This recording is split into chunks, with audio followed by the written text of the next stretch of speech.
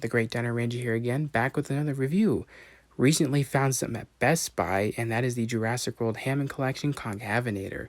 So really excited to take a look at this one. This is a brand new figure for this year, and I'm super excited to have it because it looks really cool. So here's a brief look at the packaging here. It's your normal standard packaging of the normal medium-sized dinosaurs of the Hammond Collection. Here you got a really cool render of the figure, and it says it's from Fallen Kingdom because this dinosaur is one of the statues at the Lockwood Estate, which is really cool. They made a figure based on a statue rather than a living dinosaur, but that's cool. I love that.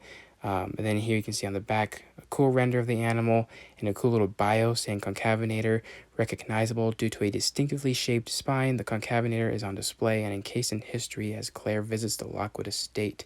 Really wish they showed a picture of the statue itself. Here you can see the Fallen Kingdom logo. But yeah, that's really it for the packaging. Let's go ahead and take a closer look at this figure. Alrighty, so here we have the Hammond Collection Concavenator out of the box. Very nice figure out of the package, because once you take it out, you do have to apply the tail to the figure. But overall, a really awesome looking figure, and definitely a huge improvement from Mattel's last attempt at this dinosaur back in 2019. But yeah, definitely a better improvement, and just the overall sculpt is much better. The paint job is much better. Obviously, the articulation is a plus, and yeah, super excited to have this figure. And it just looks awesome holding it in hand, and I can't wait to start fiddling with it and start taking pictures with it, posing it in all these cool looking poses.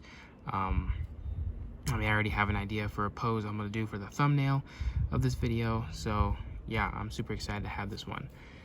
So taking a look at the head here, obviously, since this Concavenator is based off of the taxidermy statue in Lockwood's estate in the Fallen Kingdom, this is basically very accurate to that statue. Not so much accurate to the real life dinosaur, but at least to the statue.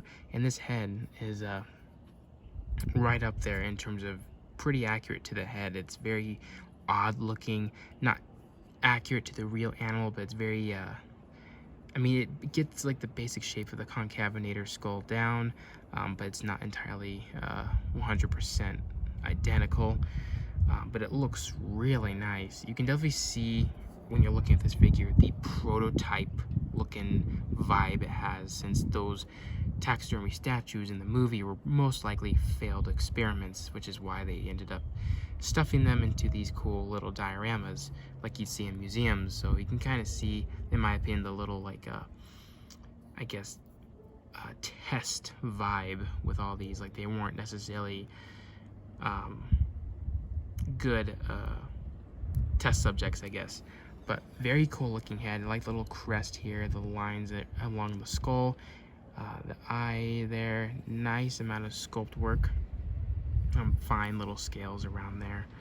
The teeth are nicely sculpted as well, and the lower jaw has a little bit of bumps here and there, but it's mostly like the smooth skin texture. And opening the mouth, the lower teeth are looking nice. The inside of the mouth is looking nice too. A nice amount of detail and texture on the tongue. Nice gloss on it. Looking very nice. And moving on to the neck here, it's basically just like the statue. It has like these rows of little osteoderms running along its neck here, with these little line structures and the wrinkly skin, which looks really nice. Like these little spines right here. And then moving on to the body.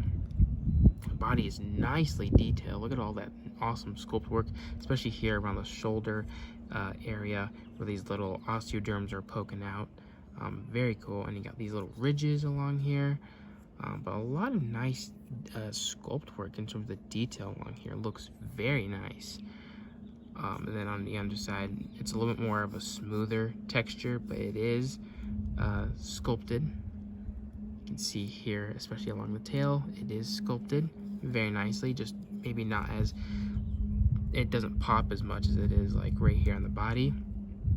And here are the arms, very muscular. You can see a lot of muscle definition, especially here. We can see the shoulder blade poking out right here. Very cool looking arms, and again, and also very accurate because it's got these little ridges on the forearms right there, especially here. And then the hands, the four-fingered hands, including a thumb, which is not accurate to the dinosaur in the fossil record, but it is accurate to the statue of Concavenator seen in Jurassic World Fallen Kingdom. So there you go. It is accurate in terms of the movie, but very cool, very interesting choice. Kind of makes sense why this was a test subject. Maybe they just didn't know how many fingers it had, and they just gave it the extra thumb. Much like the hybrids in the franchise, the Indominus Rex, Scorpius Rex, and the Indoraptor, they all have thumbs. So that's pretty interesting. I'm assuming this guy could probably grab things as well. And then the famous characteristic of this dinosaur is the sail-like hump on its back. It has like basically two of them. It has like one big one here and then a smaller one here, and then it fades into the tail. But the sail's looking very nice. Look at all that nice sculpt work, and it feels really nice because it's made of this rubber material, so nice and soft. That's pretty cool. But yeah, I love the detail on it, and especially on this one. Basically the entire tail is made out of rubber, so it's gonna be all nice and rubbery, which is looking very nice. And they got a lot of creases in the tail here, a lot of muscle definition, you know, the muscles poking out, which is looking really nice. You know, works for all the shadows and stuff. And then moving on to the legs, nicely sculpted as well. All that awesome detail and muscle definition. And then here around the shin area, nice amount of ridges are along there too, which is also accurate to the statue. Nice calf muscles going on there.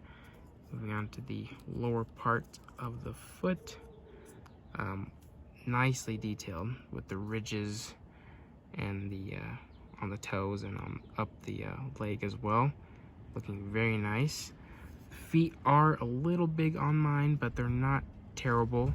Nice sculpt underneath the feet as well, and you got a little dew claw hanging off there. And yeah, and I love these little pebble like little dots on the sail too. Adds to the texture of the sail, or the hump, whatever you want to call it. But very nice looking. I am very impressed with just the overall look of this dinosaur. Such an awesome figure. I can see why a lot of people liked it. Very cool looking. In terms of colors, the colors are very accurate for the most part to the statue. We didn't get a good look of the statue in the movie, but based on the pictures you can find, this color scheme matches it. It's also very similar to the first one that Mattel released back in 2019, just better applied. You know, you got the lighter orange color on the tail and the browns with the stripe looking pattern like that. You can see that on the statue. And then you got like this dark greenish bluish color, and then the red around the face. And like I said, you can't really identify a lot of these colors on the statue itself because they don't have a very good pictures of it, and also the lighting kind of affects that as well. But you know, based on what I can see, say that this is fairly accurate. And you got a nice amount of this cream color for the underbelly. Would have been nice if it were to continue down the tail, but you know, because we got these stripes on the tail, I really don't, it doesn't matter. But it's cool to see this color continue. And then the face is nicely painted, all kinds of different reds and oranges and browns, looking very nice. The eyes are nicely painted with the slit for a pupil, which again is also accurate. Teeth are nicely painted, same with the inside of the mouth. Very nice. And yeah, the colors are very good. The toe claws and all fingers are painted, except for the dew claw, but you know, it is what it is for that. But very cool. Loving this thing a lot. And now for the main thing of this figure, and that is articulation. So let's take a look at this articulation, because the articulation on these medium-sized theropod dinosaurs are really good. I'd say they probably beat everything, you know, in my opinion. They just look really cool in my opinion. So here we got a lower jaw hinge right here, which can open and close. The upper head here can also move. It can move up like that. I'm not sure if it can go anymore, but I don't want to force it. But that looks really nice. Then you got this part of the head that can go up about that far and down, and then side to side. And then it can also rotate all the way around. So good range of motion for that little part of the head. And then it gets even better with this little neck joint. which can go up and down, left and right, and then it can also rotate, so you can get some really nice looking poses with the head here. You can make it look in all sorts of directions, which look really cool. Make it look up if you wanted to, and make it look down to eat its prey or to take a drink or something. So very cool. Love the amount of articulation on this thing. And then the arms here at the shoulder joint, they can go up and down, or basically pivot in and out, and then they can rotate 360. And then here at the elbow, they can basically move forwards and backwards, and they can rotate all the way around. And then the wrist here can supposedly go down about that far and up, so not a whole lot, but you can move them. They can also rotate, so you can get some nice posability with the hands there, which the baryonyx and the Ceratosaurus was lacking, which I think they really could have benefited a little bit more with the added wrist articulation, but luckily this guy has it, so very happy. And then the legs here at the thigh, they can basically go maybe, yeah, 360. They interlock or lock into place, excuse me, in different areas. They can pivot in and out. And here at the knee, they can go forward about that far, back about that far, and here at the ankle, the camera's having a hard time focusing. They can go forwards and backwards, and they can also rotate, which I think the knee can also rotate too. Look at that. And then the foot can go up about that far and then back about that far. So really cool, like stepping, poses there. Really cool. Lots of articulation on this thing. And it's not over yet. The tail here, where you connect it, it can go basically all over the place. Left and right, up and down, and it can rotate, which is really cool. And the tail has a bendy wire, so you can bend it in any way you please, which is very nice. Up and down, so really cool. A lot of articulation throughout this entire figure, which I think it's much better than the Ceratosaurus and Baryonyx in my opinion. The Ceratosaurus has really good articulation as well, so but this one probably tops it. It just feels a little more fluent in my opinion. A lot more poses you can get it into, but very cool. The only downsides I really have for this figure, which is very surprising, is this part right here. I think this is with every single figure, but the lower jaw seems to be hanging off of the head there, which kind of reveals the skin flaps on the inside, which I thought mine was broken, but it's like that on both sides. And I've seen videos of other people having the same thing, but it does not interfere with the movement of the jaw or the head at all, so I guess that's good, but that kind of bugs me a little bit. The other thing is the sail part. I don't like how the sail is broken apart just for this movement joint right here for the tail. I would have preferred for the sail to be completely connected so you can get to see the full flow of one hump and then the second hump, and then it fades in the tail. When you see it go down and it stops and then it shows up dramatically at this part, it kind of bugs me. I wish they didn't go that far. I know you need articulation for the tail and whatnot, but they could have done it a little bit further, I guess. I don't know how they could have done that, but that's the only thing that bugs me, which leads me to comparisons. So first off, we will compare it with a human figure, and that is the Hammond Collection Robert Muldoon, which is fairly accurate. Concavenator was not a big dinosaur at all.